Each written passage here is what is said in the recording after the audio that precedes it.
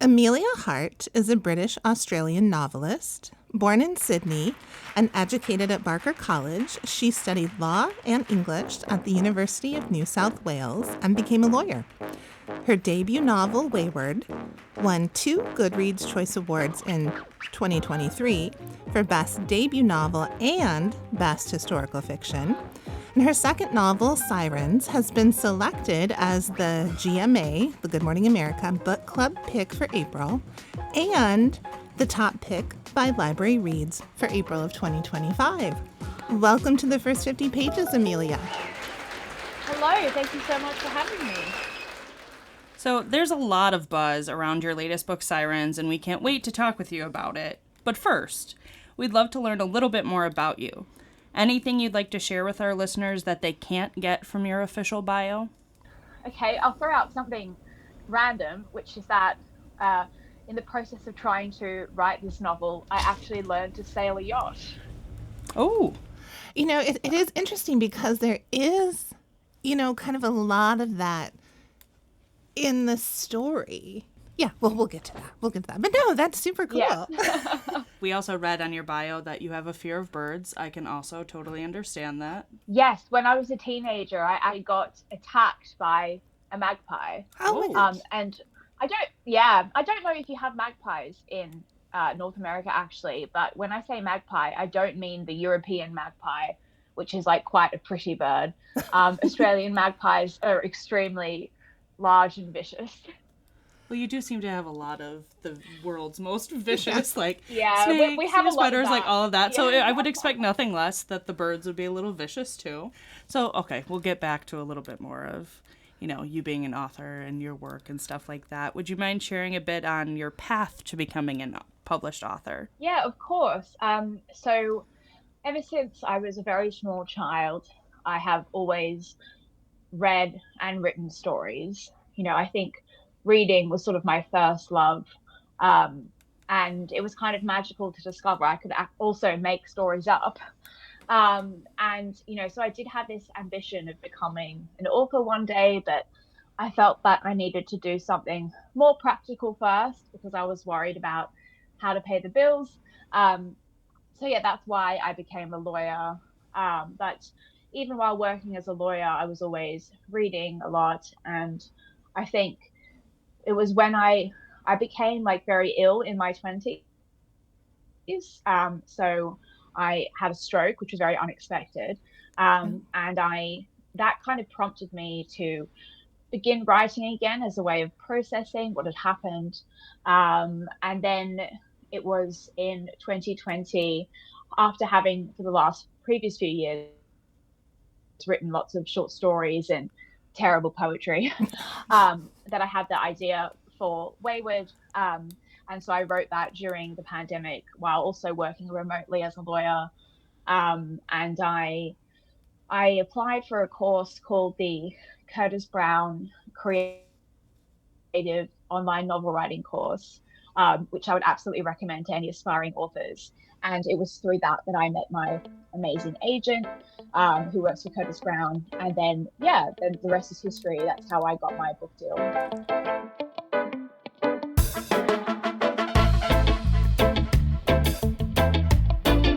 So I read Sirens, and then I'm about halfway through Wayward now. I hadn't read Wayward before. It had been on my to-be-read list for a long time, and I'm about halfway through that. And I really do get from your writing, from both books really, that you do have such an appreciation for story, for the power of reading, for what, that gives to a reader, to have a story that you connect with. You're our kind of people, right? Oh, that's so nice. Readers who love reading, yeah. I'm just impressed Jen got her hands on it because it's constantly checked out still It is, at our library. yeah. I was like, you actually scored the physical copy? I'm I impressed. did. Oh, wow. Oh, I love to hear that. And we know that readers are excited to get their hands on your latest book that just published. Can you tell us a little bit about Sirens and the inspiration for this story? Yeah, of course. So The Sirens is a story of two sets of sisters who are separated by time but connected by the power of the sea. The novel is in part inspired by my family history because not only do I have Irish ancestors who weren't convicts but emigrated during the famine, I also have an ancestor who was the captain of a convict ship, although a notoriously bad one. Um, yeah, he was extremely negligent, and his ship was transporting Irish men and women, and between 60 and 70 of them died as a result of his negligence. And I think, Wow. yeah, and when I learned that, I think because I also knew that I had these ancestors who are Irish women who made that journey, although in different circumstances, that was really like where inspiration struck, and I wanted to explore what that experience must have been like. Um, and then the novel also has, themes of sisterhood, and that's inspired by my own relationship with my sister, and then also the healing power of water, which is really personal to me because after I had my stroke, one of the things that helped me recover was going swimming, which actually my sister encouraged me to do.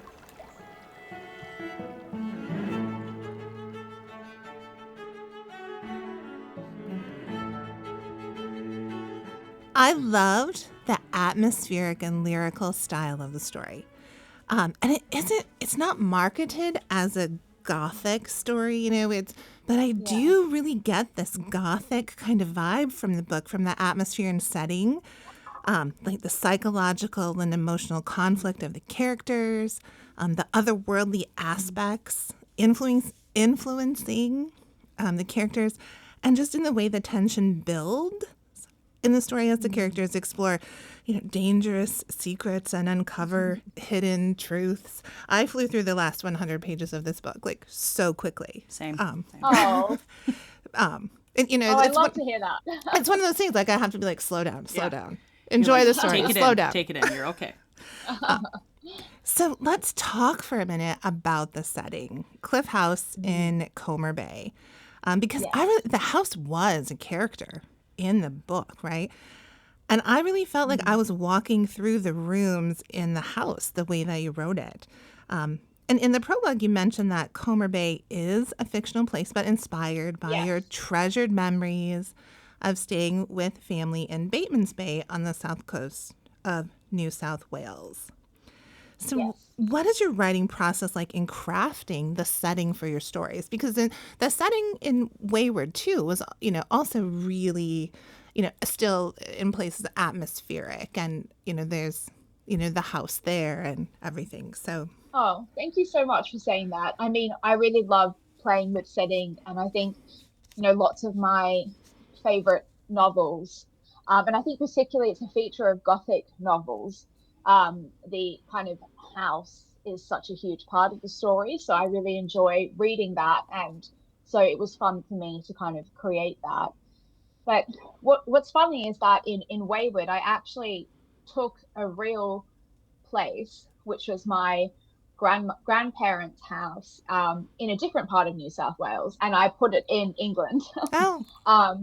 And this time I was sort of taking the house that my aunt and uncle live in now, which is my grandfather's house in Bateman's Bay, that my uncle actually built because he's a very talented builder, and so it has a lot of the kind of natural materials and like rough hewn wood. But I basically took that and I made it like smaller and more dilapidated, and I put it on the edge of a cliff. And so I think, having a real place in mind and then adding and then kind of tweaking it for the story, I really enjoy that. And I also wanted it to be on a cliff because I think it sort of represents like an almost like a liminal space like between the land and the sea, which I think is really appropriate for what the characters go through. And I think it really adds just like another layer of tension to the story too.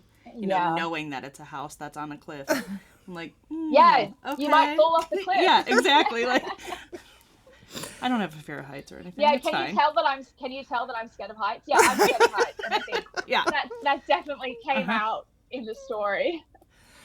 And one thing that really captured my thoughts in reading the story were the female factories that women were taken to from the convict ships sent to Australia. What was your research like for that part of the story? Yeah, I found that aspect really fascinating. It was something that I hadn't really known about. I mean, and all Australian children learn about convicts at school, but I don't think that we ever really learned about the female experience of being a convict. And interestingly, we all, like, Australian children who live in Sydney are often taken on school excursions to a very famous museum in Sydney called the Hyde Park Barracks, which was always presented as where convicts were brought when they were disembarked from the ships, but actually it was only a holding place for male convicts.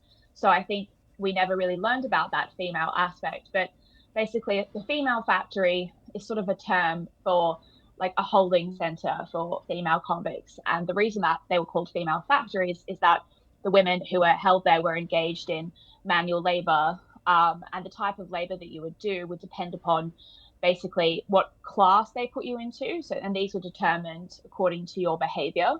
If you were well behaved, you would be in like class 1, and your labor would be making textiles. So something, arduous, but not as severely arduous as what the women in class 2 and class 3 were doing, which could be like picking oakum or breaking rocks if you've been extremely poorly behaved, which is one of those kind of like pointless tasks that's, I imagine pretty soul destroying as well as hard on the body.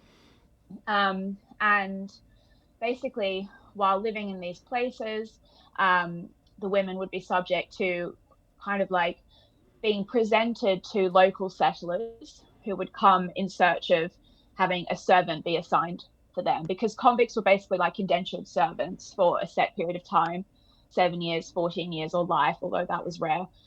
And if you weren't selected by a settler to be an assigned servant, they could also choose you to, to be their wife.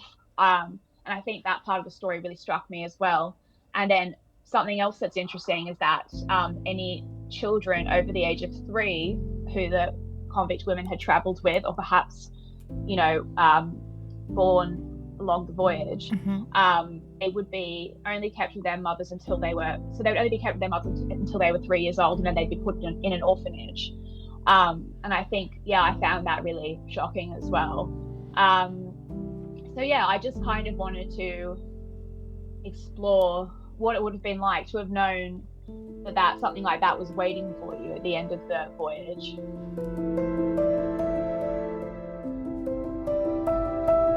What stories or novels, etc., have helped to shape your writing style? Oh, that's a really great question. I mean, I think I'm really interested in 2 things, and which you've touched on. So I love like novels about families. And I find those really fascinating because I think it's something we can all relate to. And I love seeing, like, thinking about the ways that the past kind of impacts on the present, and the way that we might repeat the patterns of our ancestors or perhaps break free of them. And an author who I think writes really well about family and in a really unique way is Kate Atkinson. So she's written 3 of my favorite novels, which are all about families. But she really plays with form, so it feels very unique. So Behind the Scenes at the Museum, and A God in Ruins and Life After Life. And those 2 novels are about the same family, so they're companion novels. And I think it really shows the impact of our decisions on, our descendants and so on. So I love that. And I kind of love the idiosyncrasies of the family that she portrays in her writing. And then I love, stories about strong women as well, and just exploring, what it's like to be a woman. And so I suppose the authors that have kind of impacted me on that front would be like Margaret Atwood, and I love Angela Carter's fairy tales as well, with their kind of feminist twist. And then I also love Daphne du Maurier, because I think, she often has a compelling female character. And what I love about her books is that they're also different from each other and so unusual. So, I mean, she's written kind of, she wrote historical fiction. She wrote obviously the kind of, great modern Gothic novel, Rebecca. But then she also wrote about time travel as well with The House on the Strand. And I think, yeah, she's a really unique writer and really inspires me.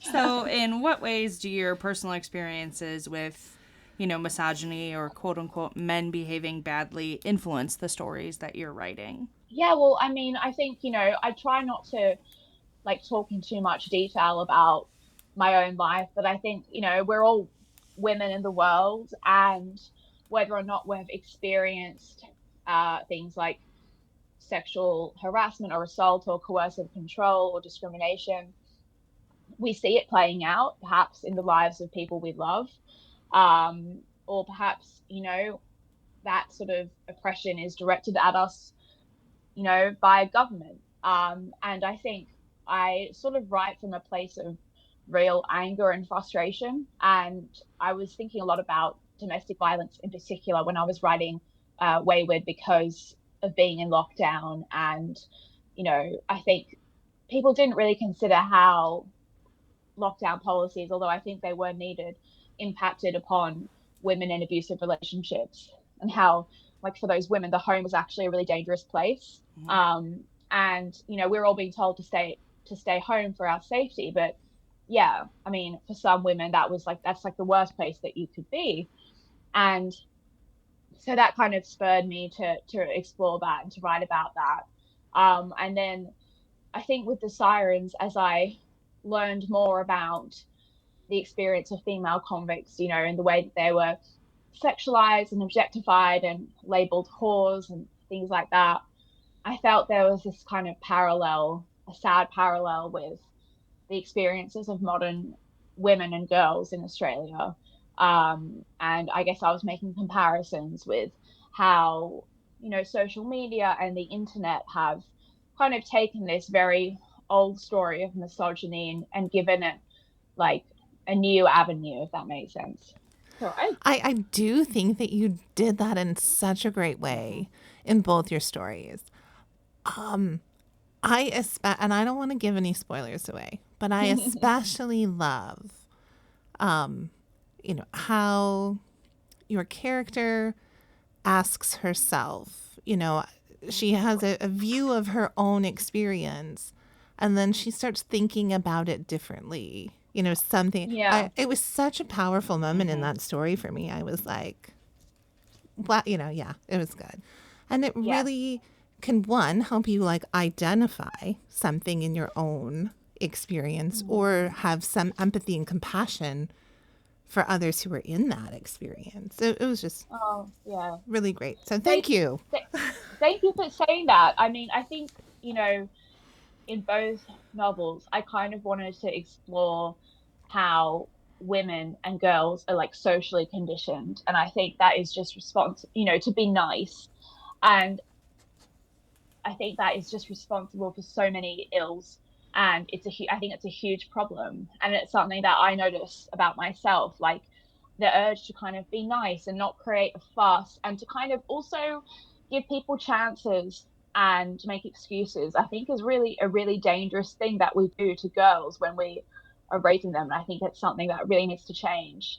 And then I think with Wayward as well, I really wanted to look at the idea of like the frog, being boiled slowly to death, and kind of, explore like why it is so difficult and so dangerous for women to leave those situations. I love that you said that about the nice, right? Mm-hmm. I was just having a conversation with a coworker when we were talking about kind of these issues, and I said, I think that would be like my one piece of advice, right? To girls growing into women, you do not have to be nice. So I love that you said that. I mean, be nice to yourself. Yes. Yeah. And, that's it. And, some people don't deserve the benefit of the doubt. Listen to your instincts. Yes. Mm-hmm. So, Emilia, what has been the most rewarding part of finding success as a writer? I think it's just simply being read. and I think that's something that it's easy to forget when you're, well, for me, when I'm kind of alone in my study and, the only person that I speak to is my partner because writing is very solitary. Um, but that's why, because, I'm on tour at the moment in the US. And I think that's why meeting readers is so rewarding because ultimately I think reading and writing is about connection. And so, when you're talking to someone who's read your book, and that's why, a conversation like this is so nice, you do feel that sense that, you've connected with someone else. And I find that to be the most rewarding thing. Awesome. And of course, I have to ask, what is the most challenging part for you as a writer? I think it's the solitary nature of it. And it's really hard to be objective about your own work. And I think, when you have, I mean, I'm really lucky. I have a great team, so I have people who can give me feedback, and that is really helpful. Um, but yeah, I think it can be lonely, and I do find the kind of earlier stages of drafting when I'm trying to explore an idea and figure out if it's working, before I'm ready to kind of share and get input from my agent and my editors. I do find that hard.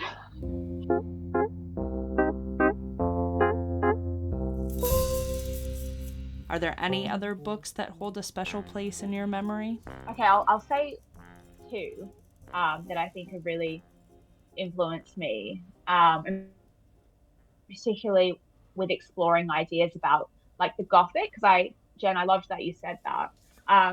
So one would be Ghost War by Sarah Moss, which is a really beautiful but like slim novel about a teenage girl in the 1970s in northern England who is with her father and mother on an archaeological dig, and her father has kind of taken them there because he's, like a local guide for the students doing the dig. And it kind of, yeah, it's a really kind of powerful portrayal of like family violence, and it also kind of references the past and this idea of women's experiences in the past, like back to the Iron Age. It's really, really good. Really packs a punch. Um, and then actually, this one isn't really a gothic novel, but it's one of my favorite books of all time, so I have to include it. A novel called Moon Tiger by Penelope Lively, Yeah. which is I don't know if you're aware of that book. Yes. Yeah. I've heard of it. I haven't read it. Yeah. Yeah.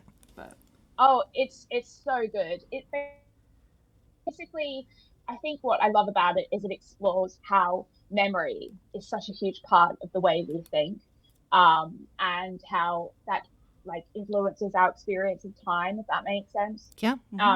So the premise, very briefly, is a woman called Claudia Hampton, who she was a writer of popular history books, so a historian and a former journalist. She is on her deathbed in like the 80s or 90s, and on her deathbed, she decides she's going to write her own history of the world, but tempered through her own life.